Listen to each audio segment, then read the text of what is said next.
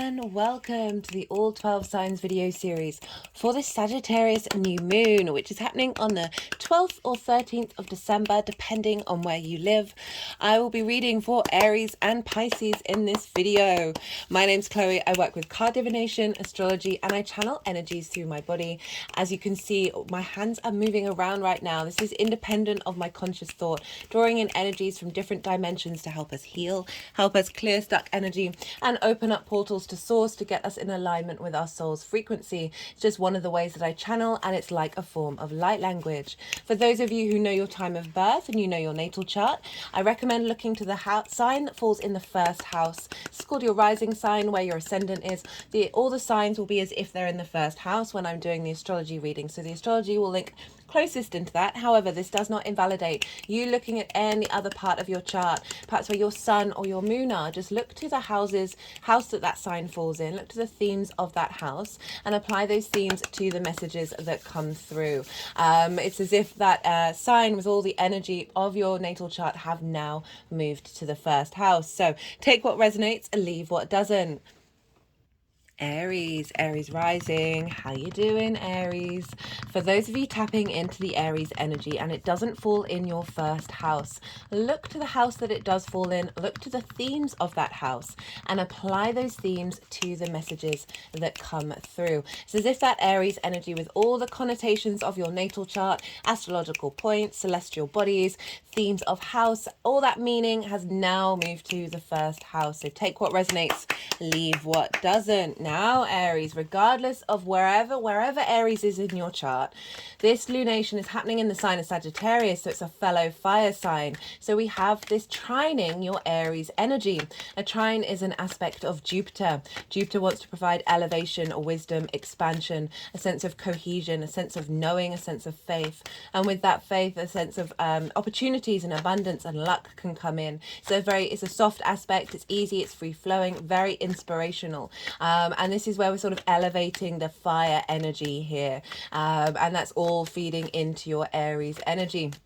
So that's the sort of the general vibe wherever Aries falls in your chart. I am pulling cards for 3 different piles. The first pile is the lead up to this new moon, and this is coming from the Sagittarius full moon that we had in Gemini season. So it's part of a 6-month cycle, and this is the download that you received then and how that's unfolded, the journey that you've been on, how you've been incorporating that into your existence. And then the second pile is the energy of the new moon itself. For those of you who might be watching after the event, you're not missing out on this. As I said, I work with 6-month cycles. I see these new lunations as portals and offer downloads that will then unfold for the next 6 months following that to the next moon in that sign. So this is the energy that's being downloaded, that's being seeded in your vessel, that will then unfold moving forwards. And so if you want a deeper understanding, because this is based on how all the celestial bodies are talking to each other at the time of the new moon, if you want a deeper understanding of that, there's a collective reading where I break down the astrology in way more detail, and there's a lot going on, but it's all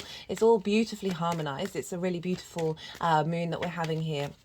And that will just bring a deeper understanding of what that collective reading's about for your the interpretation of what's showing up in this reading. Now, in those collective readings, I get a bit more esoteric. I talk about the soul's journey. I pull collective tarot cards as well. We've also got all these oracle cards. I pulled these before I sat down to do the collective reading, and they really matched this key message that came through for me before I sat down and did that collective reading. It was a very strong message, and I haven't really had that clear. It's just one message, one channeled message that wanted to come through, key message. Since the Aries hybrid eclipse, that was obviously back in Aries season. That was the second Aries new moon that we had this year, and that was such a strong message. And for those of you who are regulars, you know I've been incorporating the new moons that have followed as the integration of that message. And that message was the alignment of our past lives, our future lives in this current vessel, this spark of personal spirit, our embodiment of that, our expression of our individual form, but more in alignment, whether consciously or unconsciously, with our our soul's overall journey. And now this is where it was interesting that this Sagittarius message was very closely linked into that. And Sagittarius is the collective fire sign. Aries is the personal fire sign. And that collective sign is ruled by the sign of Jupiter. So all those themes that I said in terms of the trine are linked into Jupiter itself. That wisdom, that elevation, that sense of cohesion, sense of generosity of spirit, and this sense of abundance and opportunities and luck coming in. And so that energy is then with this very mutable fire sign, this adaptability, this shift and change of dynamics, with the sign of Sagittarius, this fire, this collective soul integration. And this is the key message that came through, was that this moon is bringing generosity of spirit and joy to past lives that may have been stuck and fixed in heavier energy. So this is moving on from that Scorpio new moon that we had, which was kind of being able to go into the darkness, be comfortable with those intense emotions, and then liberating yourself with that. And now we're sort of honoring the fact that, from my experience, we hold a lot of past life energy within us. Our energetic tapestry is very vast and very complicated. And so often so many things, so many wounds and difficulties you may have faced in this lifetime are recreations of past life energy, right? It shows up in the birth chart as well. It's both trauma and blessings at the same time, right? And so we're holding on to a lot of stuff that isn't, that is part of our soul's journey in this lifetime, but is also kind of blocking our ability to move and change and adapt with these cycles rather than repeating them. And so often our past lives can hold on to very heavy energy, grief, resentment, fear, abandonment, loneliness, loss of a child, loss of a job, all of these sort of intense things that then that life may have held on to that sort of resentment, that bitterness, the pain that we may have faced with those big emotions, right? And those big situations. I'm not invalidating them. I'm just saying that they are part and parcel of the human cycle. It's not necessarily something that we want to fixate on. We're honoring that, but we're bringing this sense of peace, this sense of faith of a longer term trajectory, right? So Sagittarius collective, it's the longer term cycles, and it's the Archer, and so it's about acknowledging that we have faith that the what's it called? The arrow will end up where it needs to end up, but surrendering to our need to figure out the details of how it gets there. So many of our past lives are part and parcel of the narrative of our collective soul journey. And so it's really sort of allowing those energies, rather than being stuck in a certain incarnation, to sort of honor the experience and then be able to transition and move and release that energy, and then move into more creative, expansive, roaming, exploring, finding new pathways with all the wisdom that we've learned from the past, bringing things into the light and being able to enjoy the ride. So we're infusing with this new moon just a sense of faith of where we're headed and what we're doing, that we're part of a longer term cycle, and we're not necessarily wanting to have that stuck energy. We can still honor that energy, but it's about unraveling it and having it all blend together, rather than it being like a heaviness and a weight that keeps you pulled down. So that's the sort of collective reading that came up, and as I said, the oracle cards are very clearly linked into it. I will be doing an oracle card reading after I finish this transit series, so you might want to come and re-look at that after the event. Right, so that's the energy of the new moon itself. That's what will be unfolding moving forwards, and then we've got the third and final pile, which is how this energy is manifesting moving forward. So those are the piles. Now let's start talking astrology in relation to Aries rising. Where is this lunation happening for you, Aries? Actually, before I say that, I'll just talk a little bit about what a new moon all represents. Well, this is when the moon is its darkest, it's most receptive. The moon is our unconscious space, our emotional body, our intuition, where our needs being met and not being met. Where do we nourish ourselves? How do we nourish others? And so she is her most receptive, and she's receiving the divine light from the sun, our vision, our clarity, our purpose, our will, our animation, divine light codes feeding into that unconscious space space, which then means as you move forward through the next 6 months, your intuition will guide you to navigate situations that are helping facilitate your needs being met and your nourishment, right? As well as enhancing your intuition in this area of your life. So this is why it's a great time to set intentions. I would just say Mercury's going to go retrograde 8 hours after this moon is exact. So I would just say if you are setting intentions, just to hold space for the fact that that's happening, right? And it's tied into this Sagittarius energy because Mercury will then retrograde into Sagittarius from the sign of Capricorn. I've done a Mercury retrograde series, really enjoyed that one. It's very powerful because it's the final Mercury retrograde in the sign of Capricorn with Pluto for the next 7 generations. So we're clearing out a lot of karma here with that Mercury retrograde. And as I said, it is moving into Sagittarius.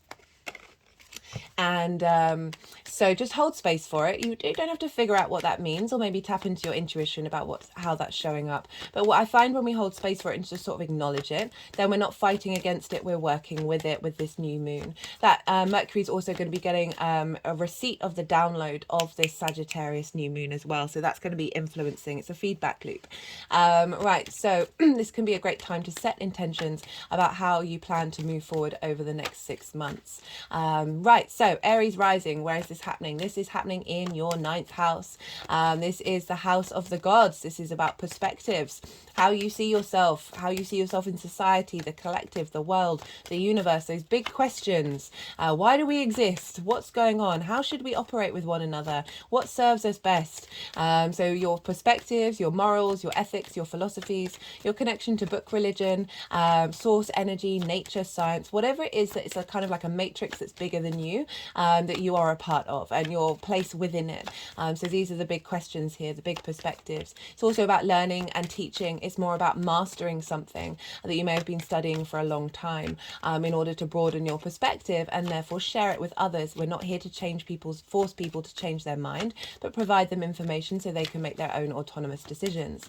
It's also about traveling and living somewhere for a longish period of time that is unfamiliar to you. It's often linked into foreign travel, but I also can link it, say you've lived in a city your whole life and then you then decide to go and live in the countryside. That is a landscape that is unfamiliar to you and changing your perspective. It's also not necessarily in the 3D world. It can be in the multidimensional world of being able to tap into energies from different landscapes in order to help broaden your perspectives on a spiritual level.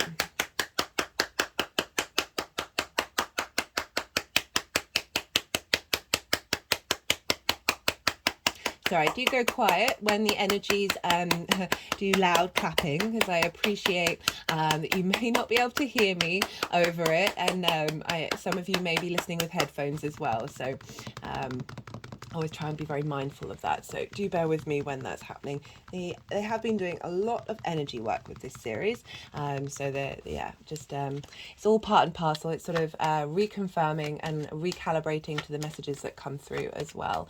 So that's the 9th house. This is how you see yourself in the world, how you understand yourself from the sort of more higher perspective.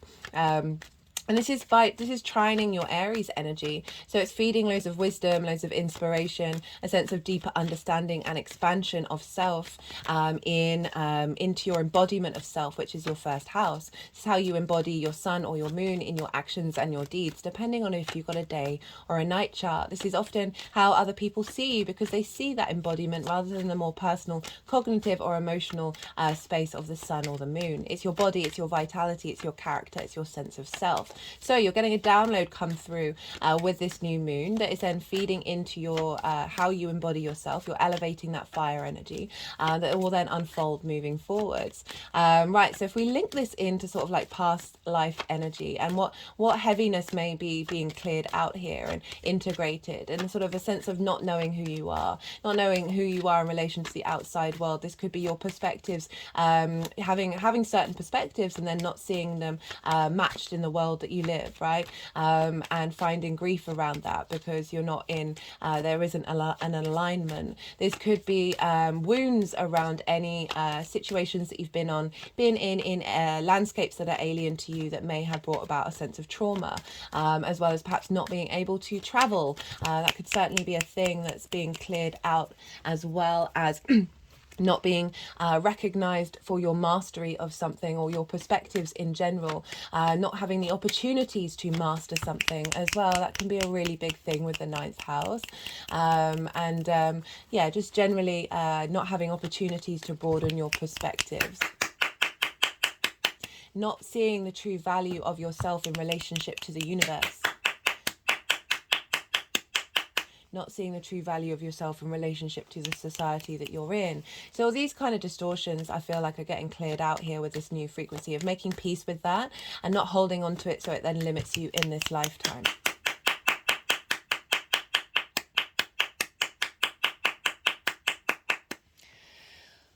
Yeah, so the sun is exalted in the ninth house. It's a very happy house for the sun to be. So this is a really, really supported energy for you, Aries. Not just because it's a trine to your Aries energy, which is a soft, free-flowing energy, but also the fact...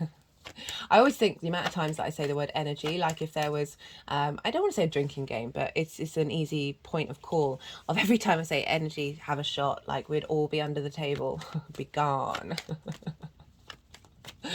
Oh, goodness me. Right. So it's because the sun is in its favorite place, right? So you've got a real sense of visibility and clarity and understanding of who you are. And that's being activated with this new moon. So intentions to broaden your perspectives, intentions to bring those perspectives into your embodiment of self as well.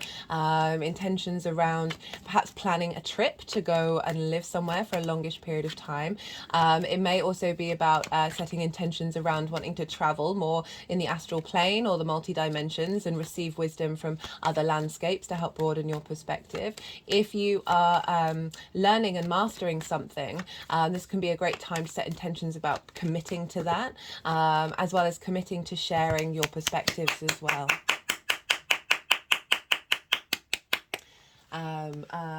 Opening up space to reorientate yourself and allow your intuition to guide you, to show you who you truly are in the universe, and open up space for that, getting clues and messages from the gods to help you understand who you are, what it is that you're doing, and helping you align, as I say, align your perspectives. Yeah, what else do I want to talk about? Well, we want to look to where Jupiter is, because Jupiter rules Sagittarius, and therefore wherever Jupiter is affecting the signs that it rules. So Jupiter is over in the sign of Taurus, which for you is in your second house of your resources, right? This is the skills and the tools that you have in order to make regular income. This is your manifestation energy, the things that you really value and care about, as well as, most importantly, how do you value yourself? Jupiter's been there a while, since May. I've done a Jupiter transit series. It was only for the direct motion up until the retrograde that happened at the beginning of September. But I do talk about the major themes of Jupiter being in the second house. So you might want to go and check that out to bring some depth of understanding to what that Jupiter transit's like for you. It's got its own playlist, so it's really easily accessible. Now, Jupiter in the second is providing expansion of your skills and your tools. It's providing a deeper wisdom of understanding of your manifestation ability, as well as giving you more confidence within yourself and knowing your own value. This is also can be a reassessment of the things that you value as well. Jupiter can come along and bring opportunities and a sense of abundance. It can mean that you might be spending a bit more money than you normally would do. That's one of the sides of Jupiter moving through the second. But overall, it really is providing a sense of cohesion with your skills in order to how you manifest and make money in the world. A real sense of, as I said, bringing wisdom to that, and a cohesion of understanding of you and your value that you have in the world. There's a sense of potential opportunities, a sense of luck coming in, of, this could be like a new job opportunity with Jupiter moving through there. that will then harness the skills that you do have, an elevation of the work that you're currently in that allows these skills to come through and manifest. Now, however, Jupiter has been retrograde since the beginning of September. So all of those things might have felt quite restricted. You would have been going inward, you would have been revising and revisiting and questioning your skills and really honing them in, honing your skills, honing your development, honing your manifestation. But it may have brought honing your understanding of self and your own value, but it would have potentially brought some restriction around that sense of abundance and expansion, and a sense of opportunities and luck. Jupiter is going to be going direct at the end of the year. It's really in alignment with the Mercury retrograde, the series that's come out, because then Mercury will go retrograde, go direct not long after. So that's when we're going to get some more forward momentum. All the planets will be direct by the end of January. So we've just had most of the summer, most of the autumn, we've had retrograde planets. And now we're going to have some forward momentum at the beginning of the year. I really like that retrograde series, Mercury retrograde series, because I talk about the winter solstice and the new year for the Gregorian calendar. So you might want to go check that out, because I talk about intentions to set around those things, and the retrograde is really tied in with both of those events, so it does play a very significant role. And obviously Jupiter is influencing what's going on with Mercury as well, so Jupiter's restriction around that. But when Jupiter is retrograde, we really question everything and we go deep within. We really strengthen and bring a deeper cohesion in our inner space. Right, it's very much an inner journey with Jupiter retrograde. So you would have learned a lot with that Jupiter retrograde. And as I said, when it goes direct, then you might see more expansion of this. So Jupiter's affecting the 9th house of how you value yourself, right? Feeding into a deeper understanding of who you are in the world. Your skills and your resources and your ability to manifest that are going to be in influencing and aligning your principles and your perspectives, right? So bringing them into fruition. Perhaps this can be about the way that how you make your money, being in alignment with these perspectives.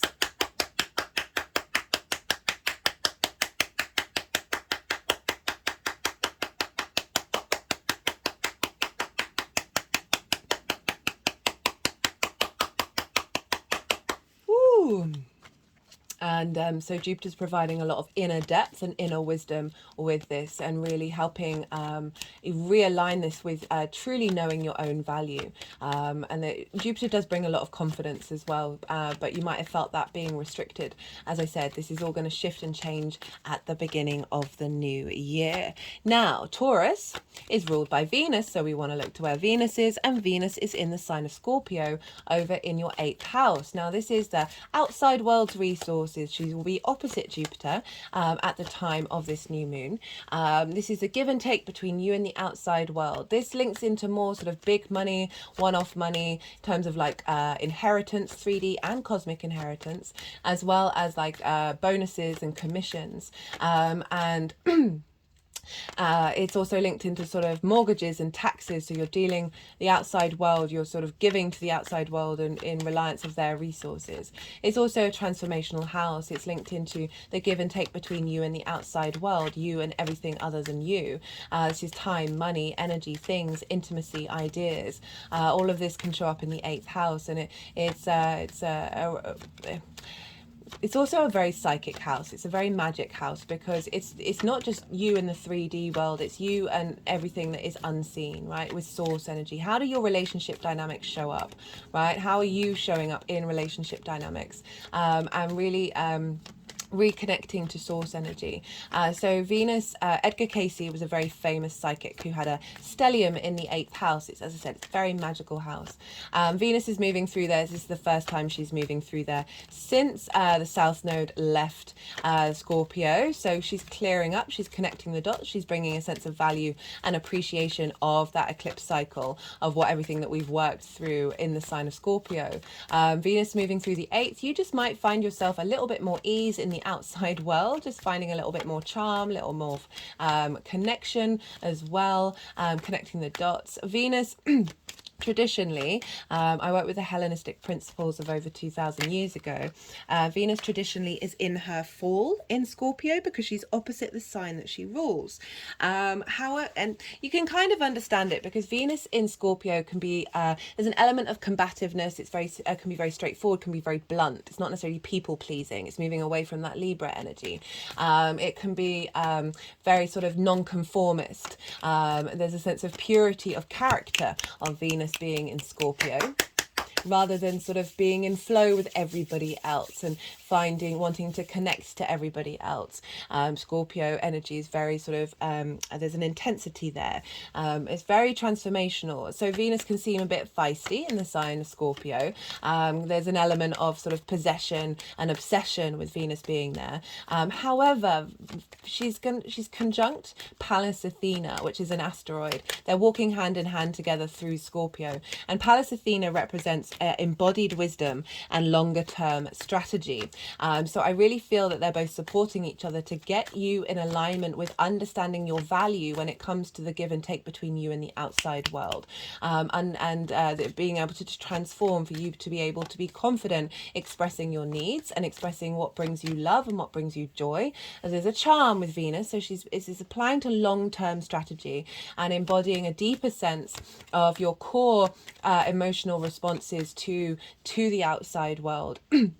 And helping transform that and elevate that and bring in, as I said, that more charm, that ease, that grace of Venus, of activating that energy with this transit. And so Venus over in the 8th, as I said, opposite Jupiter. So the two benefics are trying to be in balance with one another, trying to make sure that your deepening understanding of your sense of value is in alignment with Venus, bringing some harmony to your one-to-one relationships.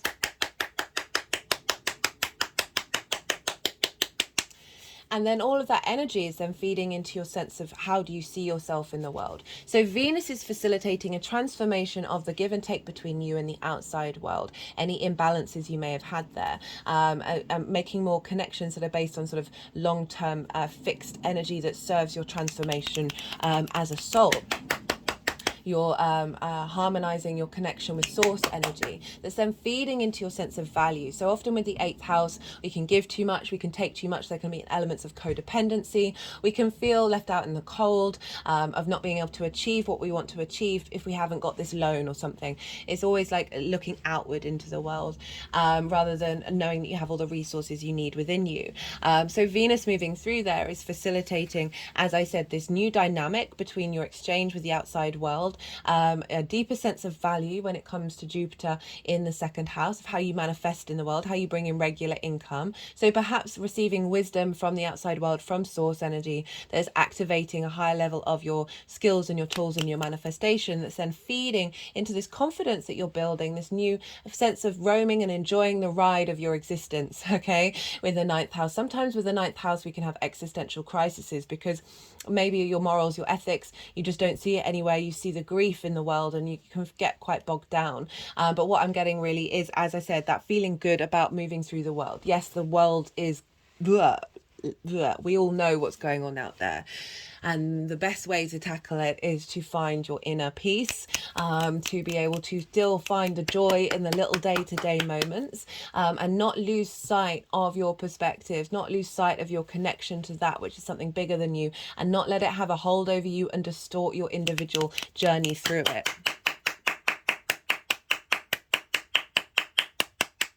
Now you want to look to where, let's rewind a little bit. Venus is obviously in the sign of Scorpio, which is ruled by Mars, and Mars is in Sagittarius. So we've got a feedback loop between Mars, Jupiter and Venus, all facilitating. We've got our passions, our drives, our actions, our motivations in alignment with our desire, our love, our creativity, our desire for connection. And they're being supported by Jupiter, who's bringing a great sense of wisdom with this energy and an elevation of that very personal energy with a longer term cycle. So we've got Mars over in the 9th of feeling very confident in your actions, and Mars in the 9th is an embodiment of your principles. So So this conjunct the moon at the time of this moon. There's lots of other stuff going on. I do watch I love that collective reading. They're my favorite. That it's adding a sense of you being Mars is very independent, of you being this is a bringing about of your independent journey with your perspectives, right? Of you embodying them. Now, look to where your sun and your moon are in your natal chart. Look to the houses that they're in. Those themes are going to be showing up for you in for this new moon. So it's going to add on an extra layer that's personal to you outside of this general reading. Right, well, they've put the deck down, so it looks like all the cards that wanted to come out have come out for now. They might want some extra cards later on. So we've had the Yang Day action side of the reading, the go, the stimulation, the extrovert, all the information. Now we're going to have a little bit of yin, night, rest and digest, right? I'm going to go quiet and soften my mind, let the energies move through me so they can channel clearly. And then they'll do some energetic work, they'll move some cards around, and then they'll put them into the 3 piles, and I'll come back round and I'll bring in the tarot. I call you to soften your mind as well. You just had loads of information, let that all settle in your unconscious mind, and then see what intuitive hits come up. I find with the week leading up to the new moon, we often get clues about some difficult energy that may be transmuted with this new moon, as well as clues about what this new moon is bringing. So you may get some hits around that. Remember, the moon is getting a reboot, conjoining the sun, to help us on the next part of our journey.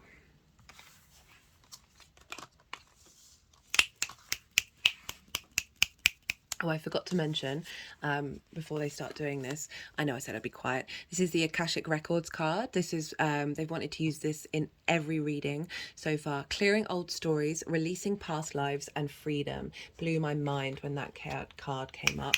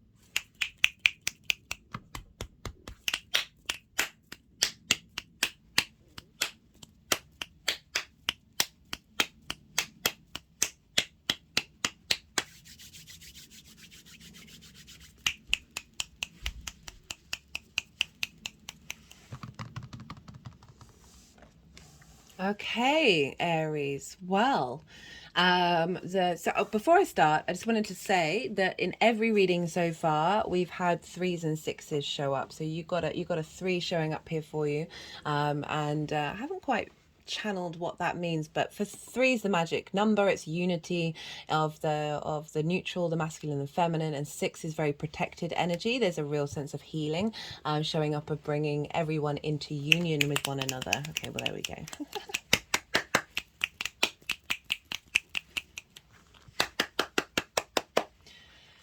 Right, so for the lead up to this new moon, we've got the Eight of Swords and we've got the Hanged Man. Now, the Eight of Swords, they wanted, while they were doing the energy work, they were focused on the head.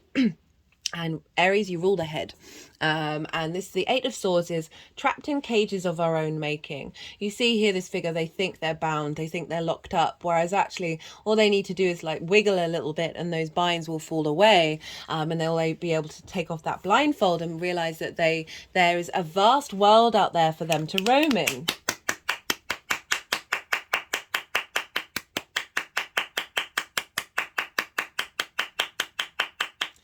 And this is about limitations. This is about Maya. This is about illusion, right? And the fact that the reality that we're in is considered to be an illusion. Everything is, right? Where there's there's a multitude of possibilities out there. And I like this combination for the ninth house, because this is sort of showing up and saying, so we like limiting beliefs, right? That have this, it's sword energy, it's ideas, it's constructs, it's perspectives. There's been some obviously some perspectives that have been limiting you. We all have them. This is not a judgment call, as well as those past life energies that may have felt very trapped, and may have felt very immobilized. That this is showing up, that you've been working with this energy. This is shown up for nearly every reading where there's been some difficult energy, but then with like a pause card, these the Hangman is like being in a state of limbo, of the download from that full moon in Sagittarius, of like revealing some limitations for us to be able to move. And then we've been incorporating and working in it and figuring that out, and then this new moon is activating the new part of the cycle, right? So we've got this with the Hanged Man. As I said, this is a pause card. It does represent limbo. It's the only card that has the figure has a halo. Represents divine wisdom, elevated perspectives. This is about being in pause in order to, and being in a state perhaps of a meditation, in order to bring in new perspectives. They're just moving around the third eye right now. There is a sense, I always link this into Odin, the Norse god, right? It was upside down on the world tree for 9 days and 9 nights, and at the end of it received the wisdom of the runes, which is another form of divination. So this is saying that yes, these things may have come up, these ideas, these constructs, these perspectives, but you've been spending time in contemplation and navigating a new sense of enlightenment. That's what the halo is all about, are really tapping into your own divinity. But it's taken time, it's taken pause. We all need those rest moments. We all need that sense of stillness, that yin energy that, you know, I brought in. I mean, it wasn't that silent, but still, that's the lead up to this new moon, that you've been in contemplation, and with that there's a real sense of moving into this higher vibrational frequency. We then have, for the moon itself, we've got the Queen of Wands. You've actually got two queens. We've got Queen of Wands, Ace of Pentacles. Queen of Wands is very nurturing, she's very nourishing. Queens are just in general, queens are very nourishing and nurturing. They cultivate, they strategize, they observe, they bring depth to their element, to their suit, and without the queens, the kings would not be able to take direct action that serves you for the long term, right? She's very independent. There's a psychic nature with the black cat, of like really instinctively knowing where they want to be headed, what they want to exhibit themselves with their passion and their creativity and their independence. And there's a sunflower here. Sunflowers are, they're so visual in the clear visual of them moving always towards the sun, right? And collecting that divine inspiration, that divine wisdom that is you, right? So I love this is showing up. This is nurturing and nourishing this expansion of self, this expansion of your perspectives. Again, she's very independent. She's very confident. There's lots of virility. There's a lot of life with fire, creation energy. So you're nurturing, you're bringing things into life. You're bringing this new vibrational frequency. You're bringing nourishment to those past life energies that is then bringing about a new way of embodiment of self, right? Pentacles is the 3D. It is the tangible. It is how we move through in the 3D world. This card for me represents new earth. There's a portal here with a mountain in the background, right? See that? And that represents a higher perspective. There are also the flowers that are linked into the magician, which is an offering of a new vibrational frequency that allows you to walk walk through the life, understand yourself in this world from a higher perspective, and knowing that you are tapped into source energy, you are tapped into the resources of the magician, in order to create in the world and embody that trine to that Aries energy of your first house. A new framework, a new perspective, that's coming in from this very fiery, passionate energy of the Queen of Wands, as you're being held by the mother, right? And being shared information to help you then embody that in this 3D world and share that perspective with others. Okay, for the energy manifesting moving forwards, we've got another Queen, and we've got the Queen of Cups, and we've got the Three of Cups here. So the Queen of Cups, she's very intuitive, she's very psychic. She's very serene. If you look, her foot is turning into the color, she's turning into the ocean. Imagine sitting by an ocean with no clouds in the sky, no waves on the sea, and your perspective, like your physical eyes, just like take in so much space. And this helps broaden our perspective, but it also helps us see into the future. She's seeing into the horizon. She can see into the future, and she is serene, right? There's a sense of any fears, of any worries that you may have had being just soothed, and feeling confident that you're tapping into your intuition that allows you to embody your perspectives, that allows you to nourish your emotional body, your creativity, your sense of love and connection to the world and your place in it. And we've got it with the Three of Cups, which is about union, harmony, flow, abundance, being around like-minded people. This may be people coming into your life that are more in alignment with these perspectives. There's a sense of flow here, a sense of celebration as well. So we're moving away from that Eight of Swords into some flow, into some union, and this sense of abundance, of feeling, tapping into that abundance, of how you see the world and how you see yourself in the world, and then bringing that into your embodiment of self. We have the Judgment card at the bottom of the deck, and this is about resurrection. This is about elevation. This is about ascension. So these figures, they're grey. You're raising the dead up, right? So like all that past life energy with this new frequency, mountains in the background, operating from a higher perspective that's in alignment. You're able to make good judgment about how you see yourself in the world, of really knowing your value. And again, we're linking this all into Jupiter in the 2nd, Venus in the 8th. Being in alignment with these perspectives, with the give and take between you and the outside world, the sense of nourishment that you're receiving, that is then allowing you to truly value yourself and harness those skills, those perspectives that you're bringing in. The Queen of Wands is very creative, almost like the entrepreneur as well. So you're getting some nourishment energy with that Ace of Pentacles, of perhaps a new way of embodying those skills, right, of those perspectives that are coming in. Right, let's get some clarifiers for you, Aries. Let's see what wants to come through. This is the First Light Tarot. All the decks are in the description box if any of them take your fancy. This is a picture of Major Arcana and sort of keyword cards. Oh, hello. We have the Hanged Man, crossroads, transition, turning points, decisions. Okay, it's focusing on transition. So you're in a transition phase here of moving from one vibrational frequency to another. That is the Hanged Man represents deep wisdom as well, and honoring that we are always. Just cut the deck and got the Fool. Bringing that wisdom into this new journey that you're on. Journey, progress, pathways. So creating new pathways that are in alignment with this higher vibrational frequency of the Hanged Man in your perspectives. That is allowing you to bring in that Fool energy. The Fool operates from the heart space. It's curious. It enjoys the experience, right? The good, the bad, and the ugly, as pure curiosity, pure wonderment of existence, right? It's about to step off a cliff. It does so with the faith that once it does so, it takes that leap of faith, and that the foot will land on a new reality.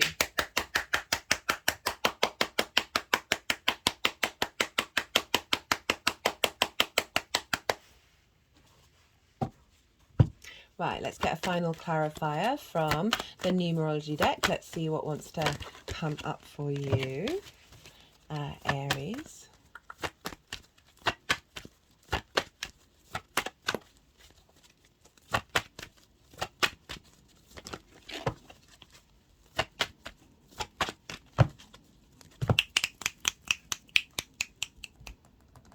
I'm just tapping over the third eye right now. bringing in new perspectives, new divine wisdom, intuition, the second sight, seeing that which you may not have seen before, peeling back the illusions, the delusions of limitation ideas that you may have been trapped in, resurrecting your whole perspective, your whole understanding.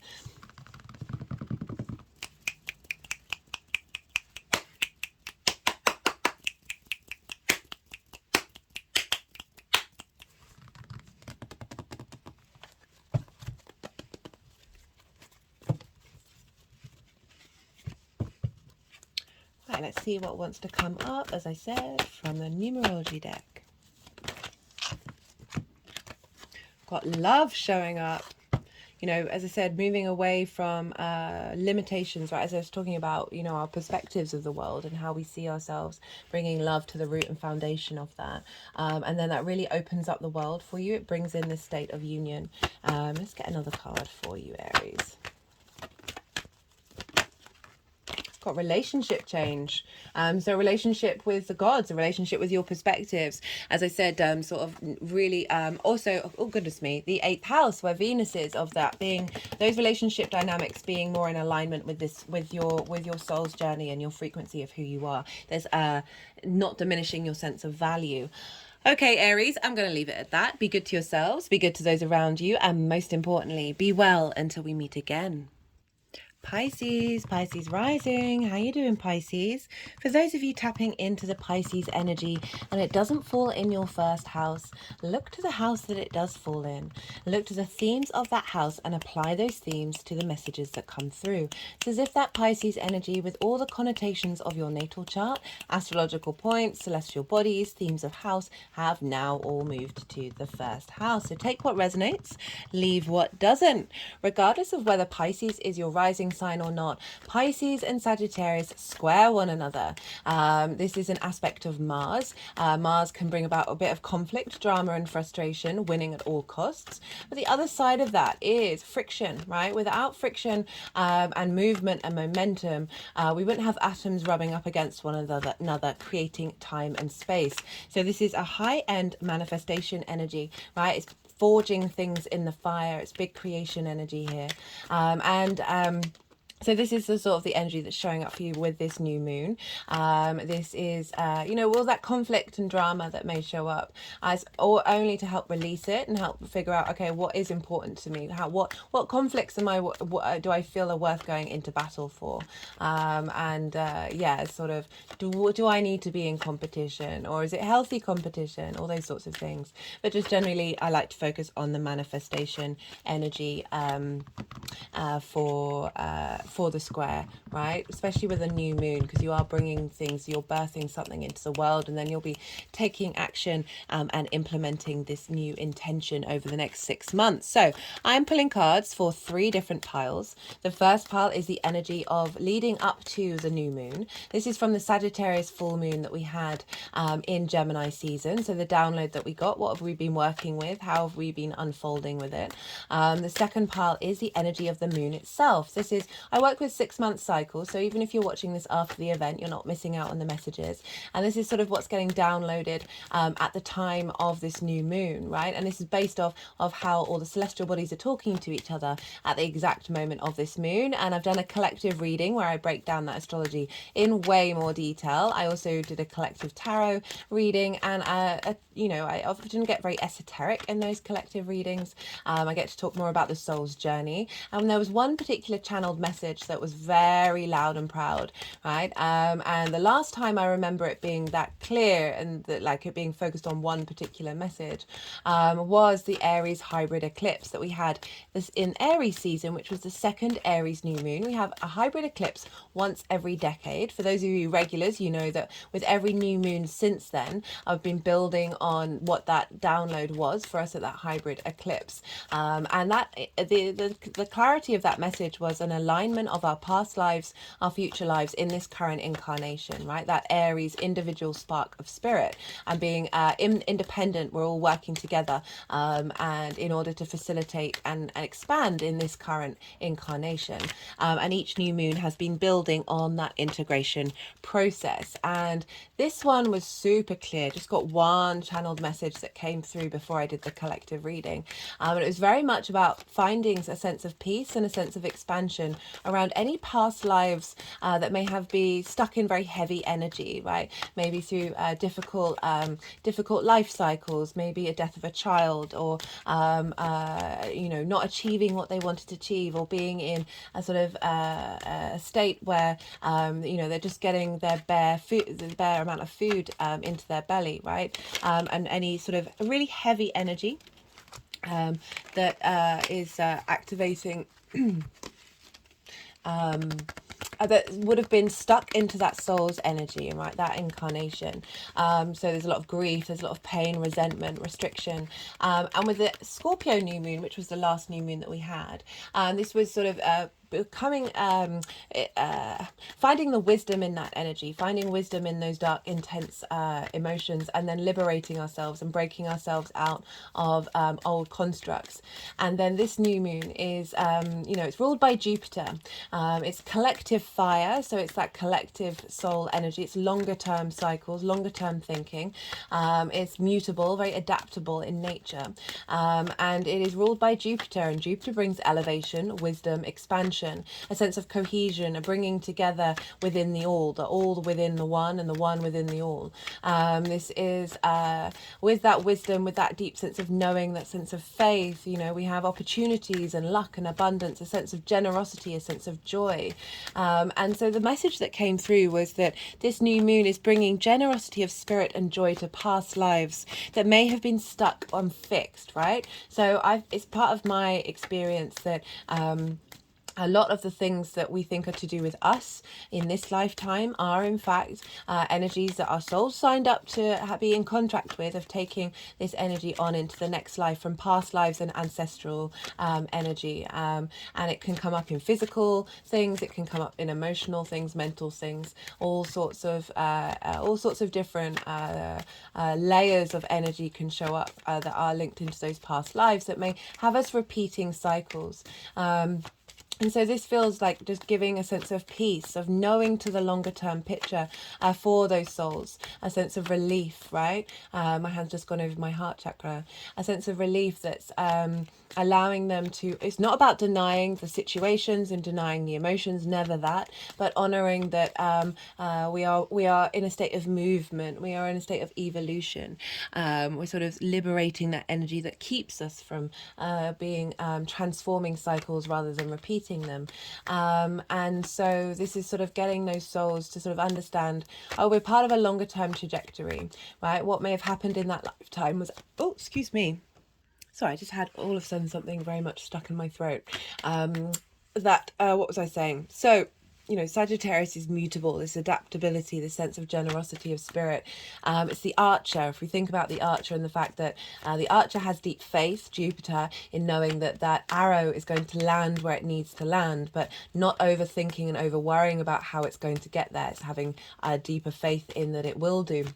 So this is sort of that longer term trajectory, right? The fact that all of these soul experiences are part of a vast tapestry. Oh, that's what I was saying. Sorry. My brain, like my mind's a bit like smokes and mirrors. If I try and overthink and try and reclaim memory, it doesn't happen. But if I just soften my mind and carry on, something will pop up. And, oh, hello, Sagittarius. So we've got... My mind has just gone blank again. Right, so we've got this, so as I said, not denying those experiences, but helping those souls see that it was part of this vast tapestry of your overall soul, your overlord soul's journey, rather than those particular incarnations. And then having faith that all of this is to get us to a point which may not even be in this lifetime, but we're bringing peace to it, that will be a part of a longer term trajectory. So allowing a sense of being able to enjoy the ride now, and to explore and roam and break out new creative directions, right? So that's the overall message that came through with that collective reading. And so this is what what's showing up. Okay, that Ace of Pentacles has shown up a fair amount. So that's what's being downloaded at the time of this new moon, and then obviously it's going to be linked into the astrology for you Pisces, in an add on another layer. And so that's what's going to be unfolding moving forward. And then the third pile is how that energy manifests moving forwards. So I do want you to bear in mind, right, this new moons are a great time to set new intentions. And why is that? Well, the moon is at her darkest. She's her most receptive. This is our unconscious, our emotional body, our intuition. This is how our needs are being met or not being met. How do we nourish ourselves and nourish others? It's receiving the divine wisdom, the divine downloads, divine codes from the sun of our vision, our clarity, our purpose, right? So the moon's getting a reboot, which will then through your intuition will unfold of connecting to those intentions that you may set around the new moon. You don't have to, but it's also the intention of the download that's happening at the time of this new moon that will unfold in the way that you intuitively move through the world. I would bear in mind, if you are setting intentions, that Mercury's going to go retrograde 8 hours after this moon is exact. And so this is going to be tying into this new moon because Mercury will be going back into the sign of Sagittarius.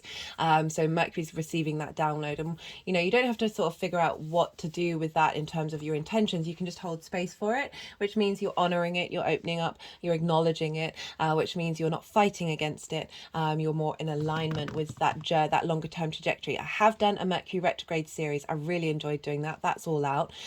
There's a lot of the astrology of this moon that's kind of linked in, well, some of it with that cycle, and it's all happening in the same house, so they're obviously interlinked.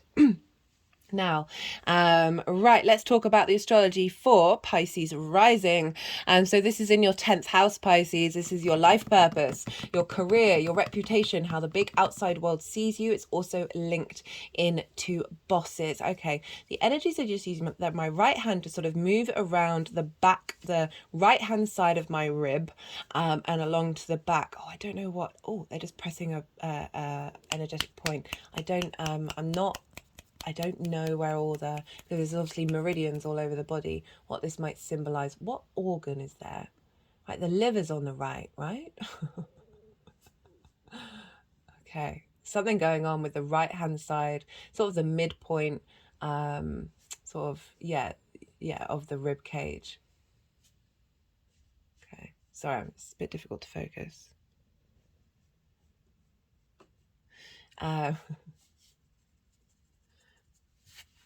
Yeah, definitely something on the right hand side. Okay, so what was I talking about? 10th house. It's often can also be bosses, right? So it's life purpose. It's your north star, the thing that your magnetic pole, what you're being pulled towards. You may not have full realization of it, but that's your unfolding. And career can very much be your life purpose, but also career can facilitate that life purpose. So this is the most visible part of your chart, where the sun was at its peak on the day that you were born. So it is all about visibility, right? So if we link into the past life energy, there may be not being visible, not being your career not going in the way that you like, your life purpose not manifesting, right?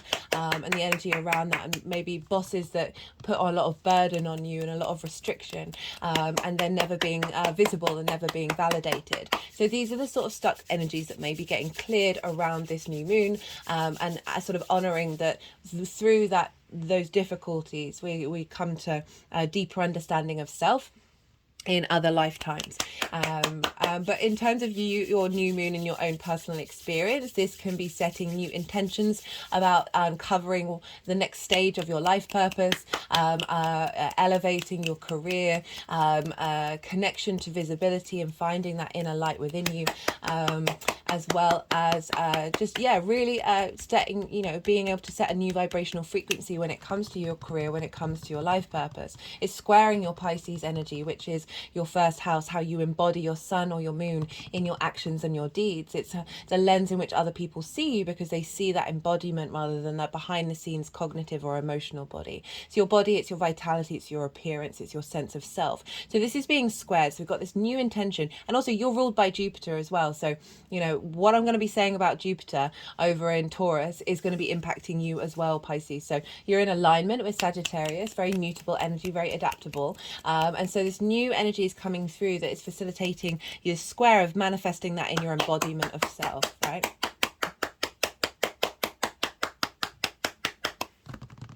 Okay, so we want to look to where Jupiter is, because Jupiter rules Sagittarius, and Jupiter is over in the sign of Taurus, which for you is your third house, the house of the goddess. This is where we bring the meaning of the ninth, our perspectives, into our day-to-day. This is about the things that you do on a day-to-day basis. It's your environment, it's how you communicate, it's the lens in which you communicate through.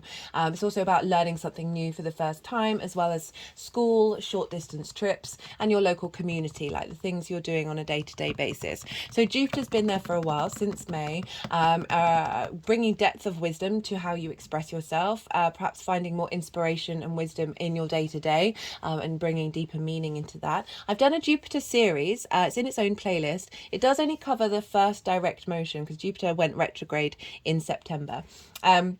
But it will be talking about the major themes around Jupiter in Taurus. So you might want to go and check that out. This is sextiling your Pisces energy. So this is bringing creativity and a sense of value and appreciation to how you embody yourself. Now, Jupiter's influencing what's going on with the ninth, of you finding, perhaps with these new intentions, you finding meaning in your day-to-day that is giving clues and understanding about elevating your career, maybe putting a little bit more effort in every day, as well as finding deeper meaning that's really helping tap you into your life purpose. Also linked around communication and you being visible, right, being heard in your career, and being appreciated by your local community. As I said, doing something on the day-to-day in order to facilitate your life purpose, right? So really being able to find expansion and wisdom, and a deeper sense of knowing and faith, that you're able to communicate and express your life purpose, and how that shows up in your career as well. Jupiter has been retrograde. And since September, so that kind of expansion, that sort of abundance, that sense of opportunities, and may have been restricted since Jupiter went retrograde. Jupiter retrograde, we're often questioning a lot of things. We're bringing nuance, we're bringing depth. So you may have spent a lot of time figuring out, how do you communicate? What is it that you want to share? What wisdom do you want to share? How do you want to bring a sense of union to others in the way that you express yourself? All of this, you may have just been questioning. Jupiter's not going to go direct until the end of the year. This is tied in with the Mercury retrograde. It's tied in with when Mercury goes direct as well. So we're going to have a lot of forward momentum in the new year. By the end of January, all the planets will be direct. So we're going to get a lot of motivation after basically 2/3 of the year was retrogrades, right? So we're really seeing momentum move forwards. You might want to check out that Mercury retrograde series. I talk about the winter solstice as well, because Mercury and the Sun are going to be conjoining at that time, and it's affecting your 10th house. So that's an angular house, Pisces rising, or if you've got a mutable rising sign, it will be on an angular house. So that's going to have a big effect, because they're very pivotal points in our natal chart. So you might want to go check that one out as well.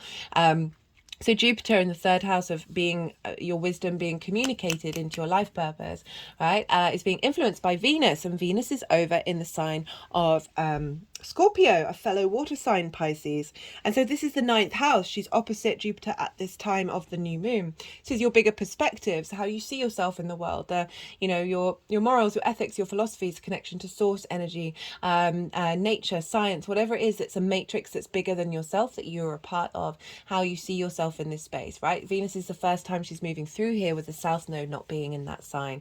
So she's helping bring harmony and connecting the dots of all that work you've been doing with that south node clearing.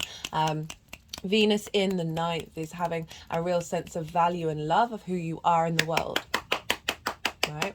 and your perspectives, and finding being able to communicate them. So Venus is influencing how you see yourself in the world, which is influencing how you communicate, which is then adding on this new layer of a dynamic of higher vibrational level when it comes to your life purpose and your career that's in alignment with you, and you're manifesting that. So that's the astrology.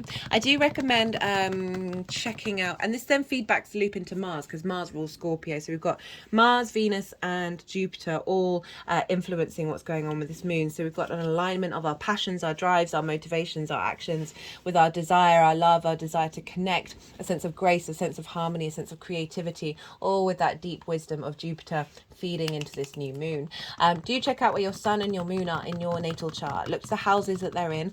The themes of those houses are likely to show up with this new moon. You might want to set intentions around those themes as well, because that they always get activated with lunations. That will just add a little more personal understanding of what's showing up for you with this new moon.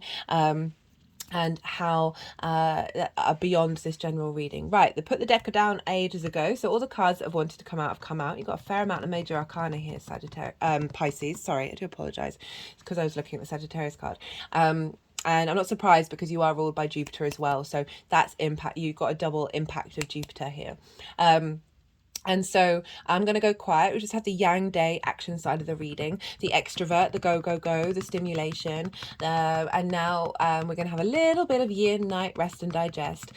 This is when I'm going to go quiet. I'm going to soften my mind, allow the energies to move through me. They're going to do energetic work, move the cards around maybe, and then put them into the 3 piles. And then I'll bring back, when they're finished, I'll bring the tarot back into the astrology. I call you to soften your mind as well. Let your mind settle. Let all that information settle. You've had quite a lot of it, so don't try and overthink it, and see what intuitive hits come up. I find with a new moon about a week beforehand, we can get a balance of both things that are being cleared out show up in our lives. There can be some intense emotions, especially around the balsamic phase, as well as clues and hints about what this new moon is bringing. Right.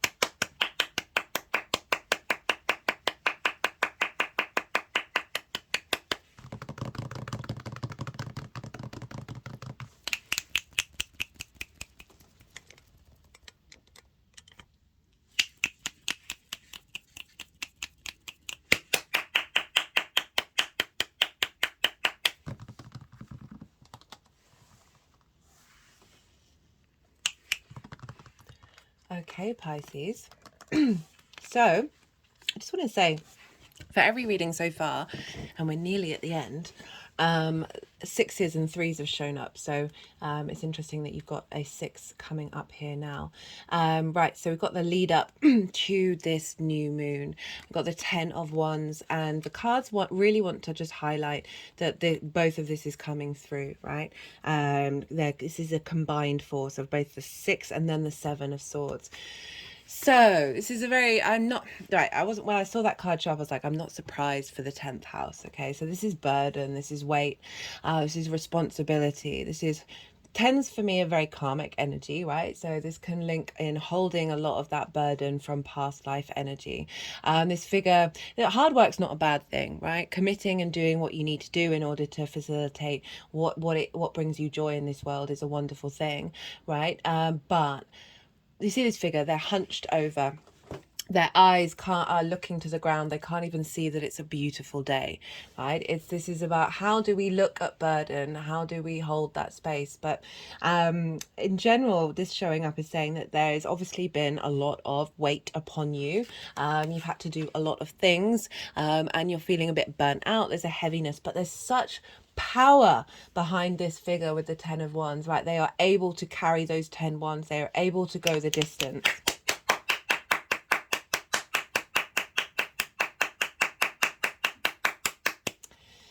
But there is, you know, it's coming to the end of the road. If we link it into those past lives, as I said, like you know, I think I mentioned like perhaps a boss putting a lot of weight and responsibility on you, and you know, you're not necessarily reaping the benefits from that, right? Putting in all that hard work and not being able to see the day, right?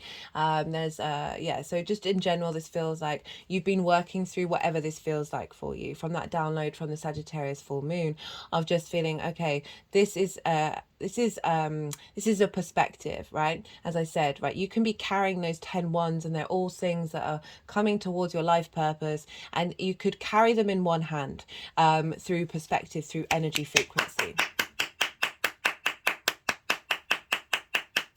But so often we're being blocked by limiting beliefs and this idea and this sense of this heaviness that can come with all of that.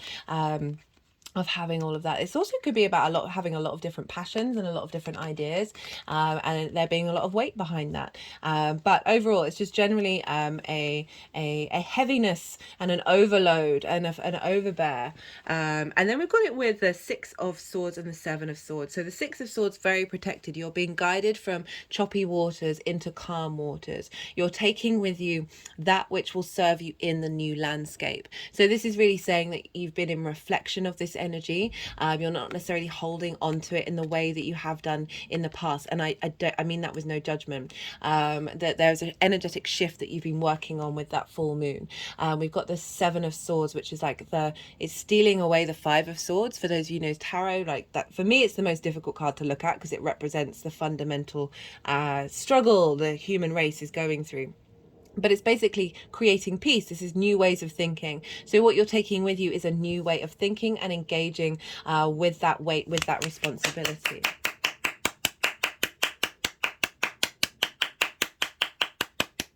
And this also could be about setting the intention to move into a different career, have a different life purpose, whatever it is, because it's a transition phase that is then bringing you a sense of peace. But it is still the transition phase, right? You haven't got to the other side of the shore yet.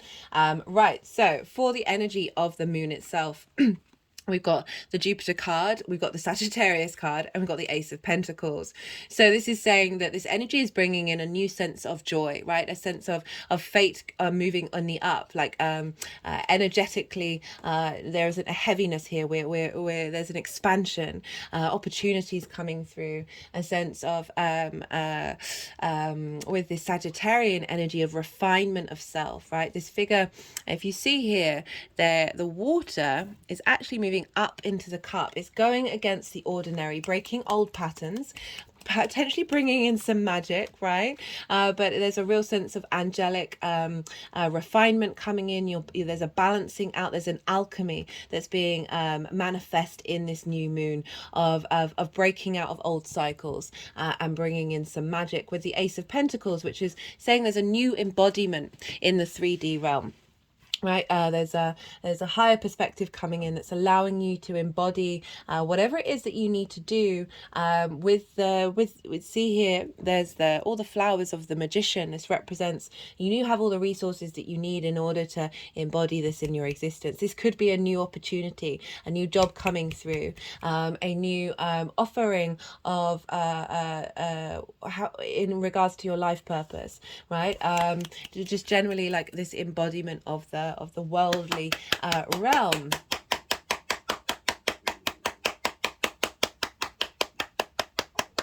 So the transition phase is then being activated by a new frequency that's bringing in this landscape that's on the other side. That's there's an element of calm to it.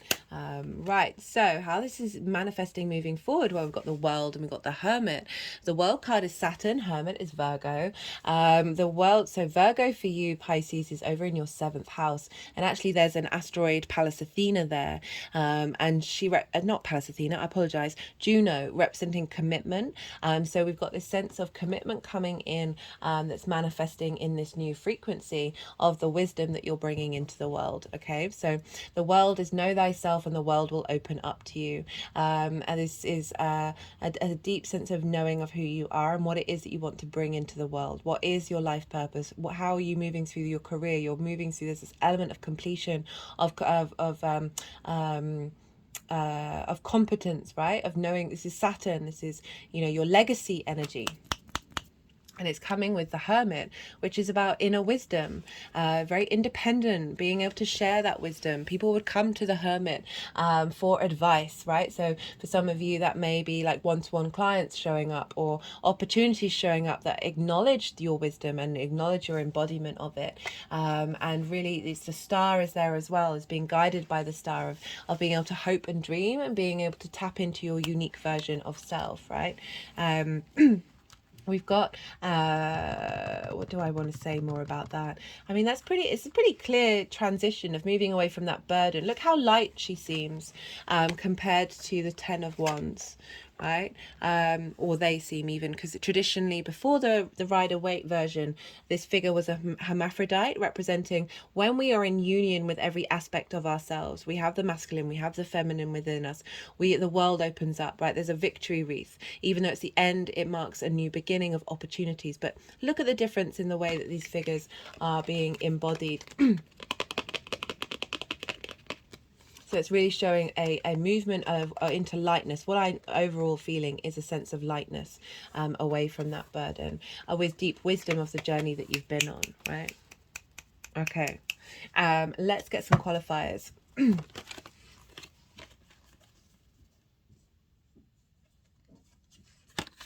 We've got the Fool, so I was just figuring out if they wanted that. Voyager, journey, progress, pathway, so activating, just cut the deck and got the World card again. Renewal, rebirth, reincarnation, celebration. So there's a completion and there's a new beginning with this, of like, the Fool is very, operates from a heart space. It enters into new realities. It appreciates the world around it. So, but you've got that Ace of Pentacles and you've got the Fool. So for some of you, this may be a new job opportunity. This may be a deeper understanding and going on a new journey in relation to your life purpose, or it's elevating everything that you've already been doing, right? It's all going to depend on your own experience. Let's get one more card from the numerology deck for you, Pisces.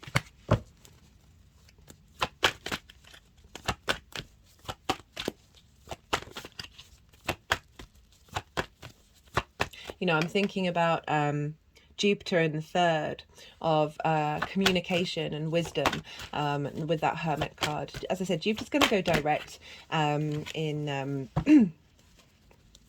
at the end of the year, so that you may be then taking more action in how you express yourself, that may be producing some more opportunities showing up.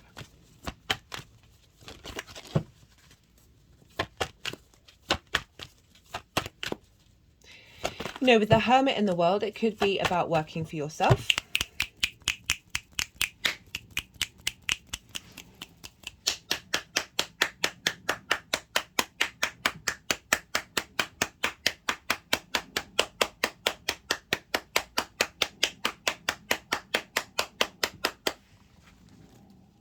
And just generally just being confident in what it is that you have to offer as well. Right, let's get one final card for me, please, for the lovely Pisces.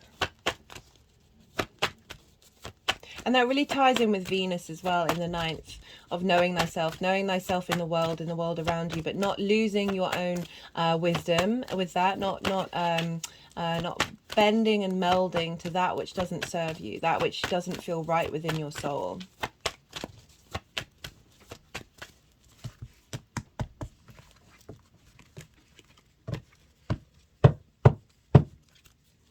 The deck and saw perseverance, but that's the back end, you know, that's over there with the 10 of Wands. And let's see what's coming through in the future for Pisces. Got relationship change. That can be relationship change with authority, relationship change in the way that you understand your life purpose and your career, and really a visibility around what it is that you're offering. Right? I'm going to leave it at that, Pisces. Be good to yourselves, be good to those around you, and most importantly, be well until we meet again.